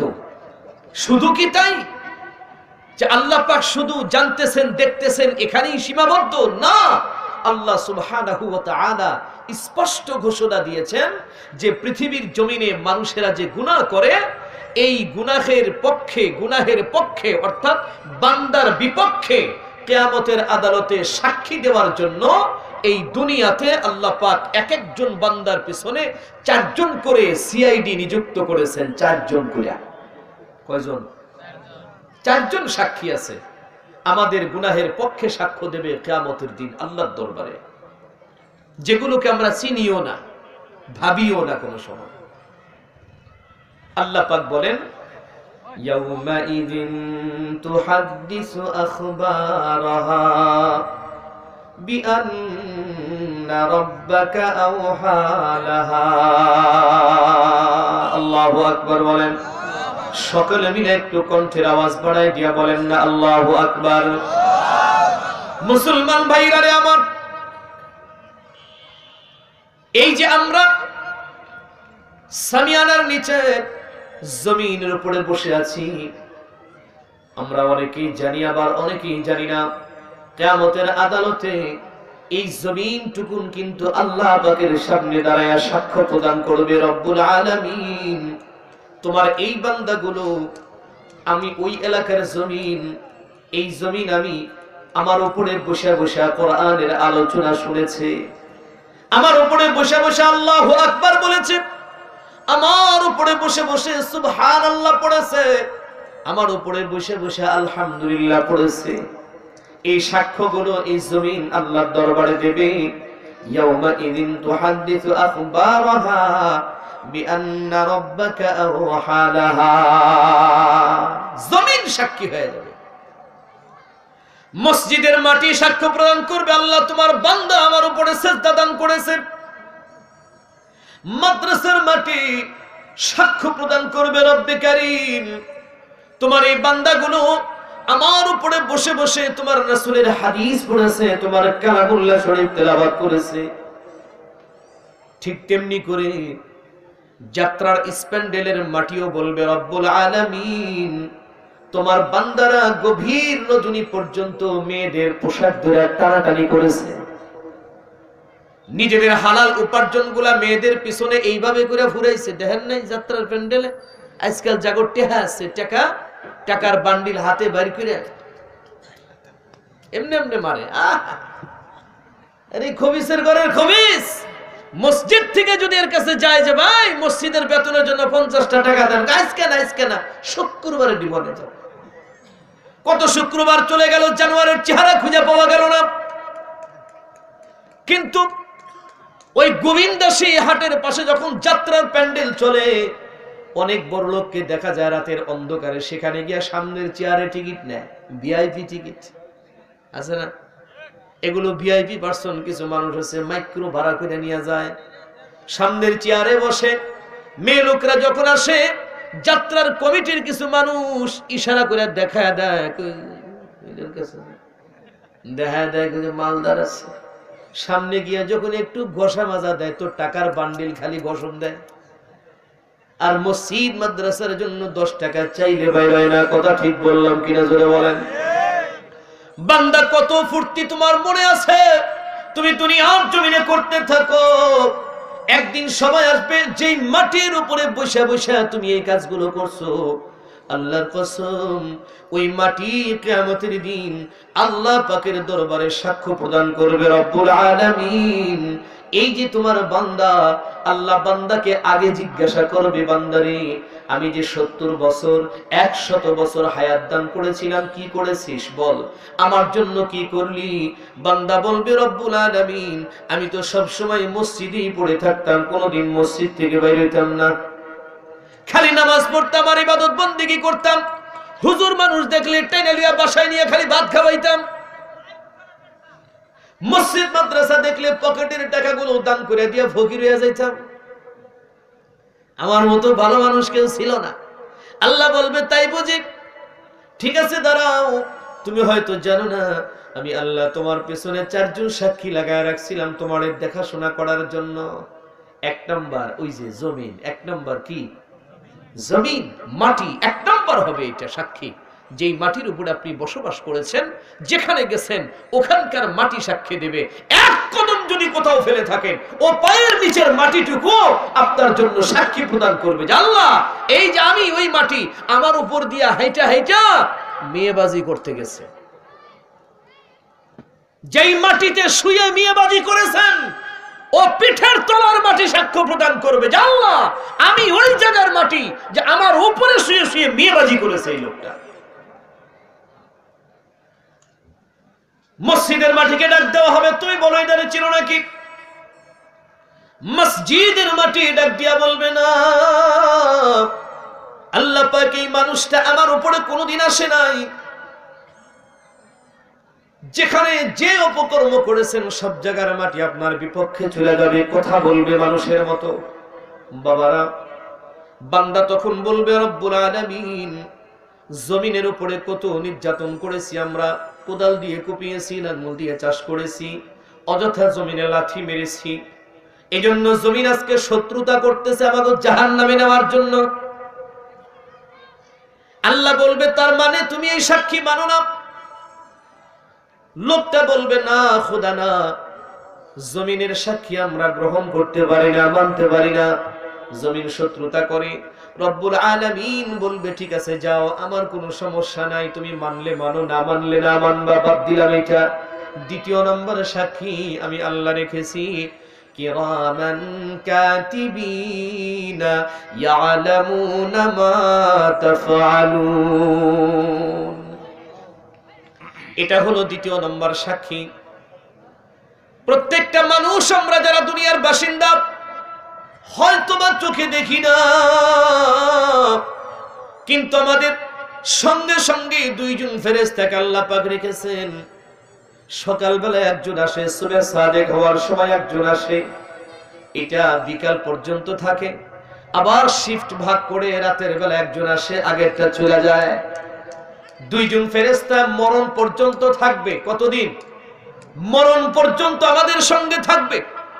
মুসলমান বাবাজিরা আমার, এদেশের যারা ভিআইপি পারসন, এমপি মন্ত্রী যারা আছে, তাদের সঙ্গে দেখবেন সব সময় বডিগার্ড থাকে, থাকে না? প্রশাসনের যদি বড় কেউ হয়, তার দুইজন বন্দুকধারী দুই পাশে থাকে। কিন্তু উনি যখন বাসার ভিতরে ঢোকে, তারা আর ঢোকে না, ওই মেন গেট পর্যন্ত তারা যায়, কারণ বাসার ভেতরে সবকিছু নিরাপদ, সেখানে ভয়ের কোনো কারণ নাই। আমার বাবারা, ওই মানুষটা সমস্ত বডিগার্ড থেকে মুক্ত হয়ে যখন ঘরের ভিতরে ঢুইকা পড়ে, আমার আল্লাহ পাকের দেওয়া দুইজন পাহারাদার কিন্তু তার পিছু ছাড়ে না। দুনিয়ার পাহারাদার তোমার থেকে ছেড়ে দিয়া চলে যাইতে পারে, কিন্তু আল্লাহ পাক যেই দুইটারে নিযুক্ত করেছে, ওরা তোমার বেডরুমেও থাকে, ওরা তোমার টয়লেটেও থাকে, তুমি যেখানে যাইবা সেখানে তোমার সঙ্গে থাকবে। তুমি বান্দা যা দেখবা ওইটা তারা রেকর্ড করে রাখবে, লিপিবদ্ধ করে রাখবে। জবানে যেটা বলবা সেটা রেকর্ড করে রাখবে, যে কাজটা হাত দিয়ে করবা সেটাও রেকর্ড করবে। একটু তাদের থেকে হারায়া যাবে না, তাদের মেমোরি থেকে হারাবে না। কিরামান কাতিবিনের মেমোরি বড় শক্ত। ও মুসলমান, এতটুকুন একটা কথাও যেটা আপনার জবান থেকে বের হয়েছে, ওই কথাটাও তাদের লিপিবদ্ধ থেকে বাদ পড়বে না। ডাকা হবে, ও কিরামান কাতিবিন, আসো, তুমি এদের সাথে ছিলে না? জি আল্লাহ, ছিলাম তো। বলো এর কি খবর? ফেরেশতারা বলবে রব্বুল আলামিন এক নম্বরে ছিল এটা। বুয়াপুরের মাটিতে এক নম্বর খাটাস। খাটাস বুঝেন? আমাগো সিরাজগঞ্জ এলাকায় বলে খৈটাল। খৈটাল এটা নতুন আমদানি হয়েছে শব্দ, খৈটাল বলে, মানে সর্বোচ্চ খারাপের নাম হলো খৈটাল। এটা এক নম্বরে ছিল। জীবনে নামাজ পড়ে নাই, রমজান মাসে সামিয়ানার আড়ালে গিয়া খাইছে, খাওয়া দাওয়ার পরে মুখটা টিস্যু দিয়ে মুছে বাইরে আইসা আবার ইতিমের মতো দাঁড়াইয়া থাকছে, বুঝবার না পারে ও কিছু খাইছে। ইফতারির দোকানে সবচেয়ে বেশি বীর জমাইছে এই শয়তানরা, কিন্তু রোজা রাখে না, যাকাত দেয় না, দুনিয়ার যত অপকর্ম করেছে। আল্লাহ পৃথিবীর জমিনে তুমি আল্লাহর বিরোধিতাও করেছে, নবীর বিরোধিতা করেছে, কোরআনের বিপক্ষে আইন পাশ করেছে, আইনের কথা বলেছে। রব্বুল আলামিন আলেম ওলামার বিরুদ্ধে বিষোদগার গড়ে তুলেছে, এমনকি আলেম ওলামার শরীরের মধ্যে হাত পর্যন্ত দিয়েছে। আল্লাহ তোমার কোরআনের হুকুম আহকাম তো মানি নাই, আলেম ওলামা যদি মানতো, এই তার বিরোধিতা করত, এই হলো সেই বান্দা। আল্লাহ বলবে বান্দা কি খবর এখন তুমি বলো। মানুষেরা ডাক দিয়া বলবে রব্বুল আলামিন তোমার এই যে ফেরেশতা দুইজন, এরা তো চরম মিথ্যাবাদী, চরম মিথ্যা কথা বলতেছে, কারণ দুনিয়াতে এদেরকে আমরা কোনোদিন দেখি নাই, আমাদের সঙ্গে ছিল কি ছিল না আমরা তো এটা আদৌ জানি না। আমাদের মনে হয় এই মানুষটা কোনোদিন আমাদের সঙ্গে ছিল না, এই ফেরেশতাগুলো ছিল না। আল্লাহ বলবে তার মানে তোমরা এই ফেরেশতা দুইজনের সাক্ষ্য এটা তোমরা গ্রহণ করলে না। লোকজন বলবে আল্লাহ মানি না, অদেখা সাক্ষী এটা আমরা গ্রহণ করতে পারলাম না। রব্বুল আলামিন তখন বলবে সাক্ষী আরেকজন আছে। ইয়া ওয়াইলাতানা মা লিহাযাল কিতাবি লা ইউগাদিরু সগীরাতাও ওয়ালা কাবীরাতান ইল্লা আহসাহা। আল্লাহু আকবার বলেন। 3 নম্বরে আল্লাহ সুবহানাহু ওয়া তাআলা এইরকম বিশাল লম্বা দোকানের যেমন ফর্দ করে না, পাইকারি মালের দোকানদারে গেছে যেয়ে দেখবেন ওখানে একটা ফর্দ হয়, আগে ফর্দ করে এরপরে মাল বুঝাইয়া দেয়, লম্বা ফর্দ তৈরি আছে। ফেরেশতারা ওই ফর্দটা টান দিয়ে বের করবে,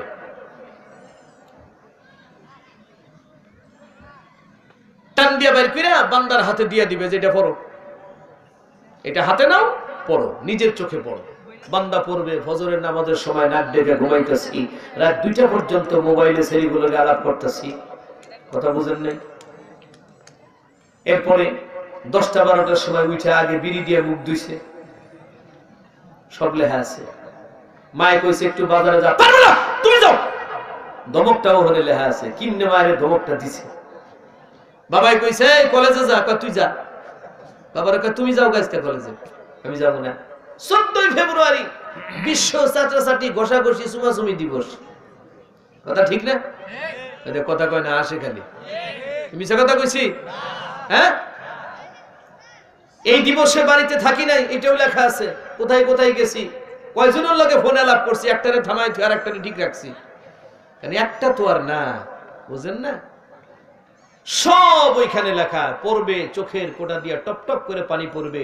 তখন বান্দা বলবে যে রব্বুল আলামিন, তোমার ফেরেশতাদের সাথে আমাদের শত্রুতা কোন জায়গায়? কেন কেন তারা এইভাবে লেখলো? আমরা তো এগুলো করেই নাই। এখানে লেখছে আমি ঘুমাইছি, আল্লাহ আমি তো ঘুমাই নাই, আমি তো মসজিদে ছিলাম নামাজ পড়তে। চাপাবাজ।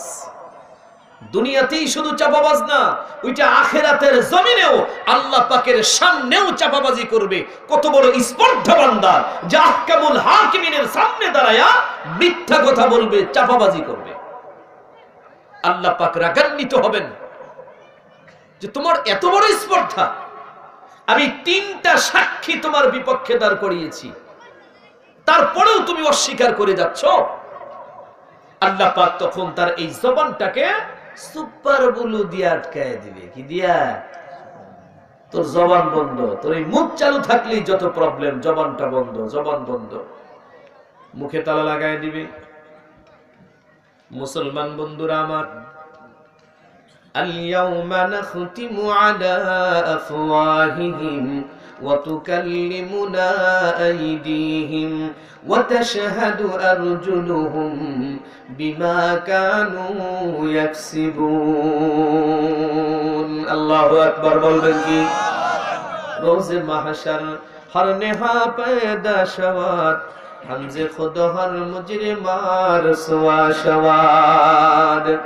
মুসলমান বাবাজিরা আমার, জবান বন্ধ করে দেওয়া হবে, আর কথা বলতে পারবে না। রব্বুল আলামিন তখন ডেকে বলবে, বান্দা এতক্ষণ যে সাক্ষীগুলো ছিল এগুলো হলো বাহিরের সাক্ষী, ধরে নিলাম সবাই তোমার শত্রু, কেউ তোমার আপন নয়, কিন্তু বান্দা তোমার যে চোখ আছে এই চোখটা তো তোমার ছিল, তোমার যে কান আছে এই কানটাও তো তোমার, তোমার যে হাত আছে হাতও তোমার, তোমার যে পা ছিল এই পাটাও তোমার, যে পায়ের ভিতরে ঠান্ডা লাগতে দাও নাই মোজা পড়াইছো, হাজার হাজার টাকা দামের শু জুতা পড়াইছো, যে হাতের ভিতরে হাতের সৌন্দর্য বাড়াইতে ঘড়ি পড়াইছো, ব্যাস পড়াইছো, মোজা দিয়া রাখছো ঠান্ডা লাগতে যেন না পারে, চোখের ভিতরে বালু ঢুকবে এই জন্য চশমা ব্যবহার করেছো, কানে প্রবলেম হইলে তুমি ডাক্তারের কাছে দৌড়ে চলে গেছো, কত যত্ন করেছো। আল্লাহ তখন জবান বন্ধ করে দিয়া অঙ্গ প্রত্যঙ্গ গুলোকে জিজ্ঞাসা করবে, চোখ তুমি বলো তোমার কি খবর? চোখ ডাক দিয়া বলবে, রব্বুল আলামিন, এমন একটা হারামির কাছে আপনি আমারে পাঠাইছিলেন আল্লাহ, যে হারামি শুধু আমারে দিয়া গভীর রাত পর্যন্ত মোবাইলের স্ক্রিনে উলঙ্গ মেয়েদের ছবি দেখতো, রাস্তার ভিতরে যুবতী কোনো মেয়ে দেখলে তার দিকে লোলুপ দৃষ্টিতে তাকায়া থাকতো। আল্লাহ গো, দুনিয়ার জঘন্য জঘন্য জিনিসগুলো দেখতো, যেগুলো দেখা তোমার পক্ষ থেকে নিষেধ ঘোষণা করা হয়েছিল। কানকে ডাক দিয়া বলবে, তোমার কি খবর বলো দেখি। কান ডেকে বলবে, রব্বে কারীম, যেই কান দিয়া তোমার নবীর কথা শোনার কথা, তোমার কোরআনের আলোচনা শোনার কথা ছিল, কিন্তু মাওলা তা না করে সব সময় কানের ভেতরে ইয়ারফোন ঢোকায় রাখতো, শুধু হিন্দি গানগুলো শুনতো, হিন্দি গানগুলো শুনতো, ডিজে ডিজে ডিজে। এই কি শুনতো? এই কথা কস করে কি গান শুনতো? হ্যাঁ, ডিজে। আর বাংলাদেশে আবার ডিজে খুব চলে, ডিজের পাগল হয়ে গেছে ছেলেপেলে, নাউজুবিল্লাহ। বাসে, লঞ্চে, ট্রেনে, যেখানে যাবেন সেখানে ইয়ং ছেলেপেলে ব্যাগ একটা পিছনে আছে, আইয়া কোন রকমে সিটে বসে ব্যাগটা টান দিয়ে সামনে তুই চেনটা খুলে ফোনটা বের করে ইয়ারফোন লাগা কানের ভিতরে দিয়া বাসের সিটে বসে জাহাজাই শুরু করলো। আমি খালি চিন্তা করি, আল্লাহ রে আল্লাহ, যদি আল্লাহ এই গাড়িটা খালি অ্যাক্সিডেন্ট করে আর এই পোলাটা যদি মরে, কানের ভিতরে ইয়ারফোন আছেই, ওর জান চলে যাবে তাড়াতাড়ি, কিন্তু ইয়ারফোন কিন্তু সহজে বন্ধ হইব না, কারণ এটা ছোট জিনিস না, একটা লোক একটা সংযোগ দেওয়া আছে, এটা সহজে বন্ধ হইব না, গান বাজতেই থাকবো। দেখেন আল্লাহর ফেরেশতারাই আবার নাচানাচি শুরু না করে এই গানের তালে তালে, গান তো বাজতেই আছে, আমরা একটু নাচি, উপায়টা কি হবে? সব সময় কানের ভিতরে ইয়ারফোন। ইয়াং জেনারেশনের এই একটা প্রবলেম। তো কান সাক্ষ্য দেবে যে আল্লাহ, আমি তো গান শুনতে শুনতে আমি কানের 12টা বেজে গেছে, আল্লাহ ওর লগে কেন দিছিলা? হাতকে ডাক দিয়া বলবে তোমার অবস্থা কি? রব্বুল আলামিন এই হাত দিয়া কত মানুষের পেটে চাকু ঢুকাইছে, কত মানুষের টাকা চিন্তায় করেছে, অবৈধভাবে কত নারীর শরীরে হাত দিয়েছে। রব্বুল আলামিন এই হাত দিয়া অবৈধ টাকা উপার্জন করেছে। আল্লাহ গো, এই হাত দিয়া আলেম ওলামার বিরুদ্ধে অনেক কিছুই লিখিত লিখছে, পাশ করেছে, আইন পাশ করেছে। এই হাত দিয়া আল্লাহর রাসূলের বিরুদ্ধে আচরণ করেছে, সেখানেও কিছু লিখেছে। সাক্ষ্য দিয়া দিবে। পাকে জিজ্ঞাসা করবে, পা তোমার খবর কি, তুমি বলো। পা ডাক দিয়া বলবে রব্বুল আলামিন, এই যে আমি পা, আমাকে দিয়া হাঁটায়া হাঁটায়া নির্দিষ্ট যায় নিষিদ্ধ জায়গা যেগুলো সেগুলোতে নিয়ে গেছে, আমি যাইতে চাই নাই, অনেক কষ্ট করেছি, তারপরেও নিয়ে গেছে। আল্লাহ আল্লাহ পাক রব্বুল আলামিন বান্দারে বলবে, বান্দা এখন তুমি বলো, আগের সাক্ষীগুলো ছিল বাহিরের, এগুলো তো তোমার আপন, এগুলা ঘরের সাক্ষী, এগুলার কি হলো? বান্দা বুঝতে পারবে না, দিশাহারা হয়ে যাবে, নিজেদের হাতের আঙ্গুলগুলো কামড়ায়া কামড়ায়া খাইতে থাকবে। নাউজুবিল্লাহ।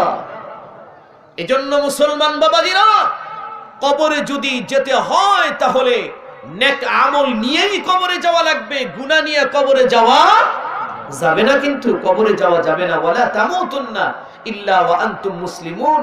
আল্লাহ বলেন মুসলমান হও, তারপরে কবরে যাও। মুসলমান না হইয়া কবরে যাইও না, সমস্যায় পড়ে যাইবা। কি সমস্যা হইব না? সমস্যায় পড়ে যাবেন। তো সম্মানিত সুধী, আমরা এখানে যারা আছি, আমরা মরণ পথের যাত্রী। আমাদের অনেকের বাবা চলে গেছে, মা চলে গেছে, দাদা দাদি, নানা নানি, পূর্বপুরুষ, মাতৃকুল, পিতৃকুলের অনেক মানুষ দুনিয়াতে ছিল। আমরা অনেকে তাদের নাম জানি, কাউকে দেখেছি, কাউকে দেখি নাই, ঠিক না? তারা তো চলে গেছে। একদিন আমি আর আপনিও কবরে চলে যাব। এজন্য বাবা কবরের সামান তৈরি করতে হবে। কি করতে হবে? কবরের সামান তৈরি করতে হবে। তো সম্মানিত সুধী, হাদিসের দৃষ্টিকোণ থেকে যেটা দেখা যায় যে যারা কবরে চলে গেছে, এরা যদি কবরে কষ্টে থাকে, তো তাদেরকে কবরের কষ্ট থেকে বাঁচানোর কিছু সূরত আছে। এর ভিতরে 1 নম্বর হলো দান সদকা করা। 1 নম্বর কি? আল্লাহ পাকের রাস্তায় দান সদকা করা, মসজিদের জন্য, মাদ্রাসার জন্য, গরিব দুঃখীদের জন্য। এরপরে যারা কোরআন শিখে, এই তলবে ইলমদের জন্য যদি আমরা কিছু স্যাক্রিফাইস করতে পারি, তো আমার মা যাদের কবরে, বাবা যাদের কবরে, দাদা দাদি, নানা নানি, আপনজন যারা কবরে আছে, হতে পারে এই দানের বদৌলতে আল্লাহ পাক রব্বুল আলামিন তাদের কবরগুলোকে জান্নাত বানায়া দিবেন। রাসূল বলেছেন, আস-সাদাকাতু রাদ্দুল বালা, যে দান সদকা করলে মানুষের বালা মুসিবত দূর হয়। এমন বালা যেটা আসমান থেকে ফয়সালা হয়ে গেছে, জমিনে আসতেছে, আপনার উপরে পড়বে, ঠিক ওই মুহূর্তে যদি আপনি 1 টাকাও একজন ভিখারির হাতে বা একটা মসজিদে বা একটা মাদ্রাসায় দান করে দিতে পারেন, হাদিসে আসছে যে ওই যেই বালাটা আসতেছে, এই মুসিবতকে আল্লাহ পাক সেখান থেকে আবার ফিরায়া নিয়ে যায়, ফিরায়া নিয়ে যায়। কেন? যে আপনি দান করে দিয়েছেন, এই জন্য আল্লাহ মুসিবত ফিরায় নেয়। আমি কথা লম্বা করব না, আমার সময় নাই, 2, 4, 5, 10 মিনিট সময় আছে হাতে। বড় হুজুর চলে আসছে, উনি এখনই আসবেন। তবে যাওয়ার আগে একটু সময় আমি আপনাদেরকে কষ্ট দিব। এটা দ্বীনি মহিলা মাদ্রাসার মাহফিল আছে।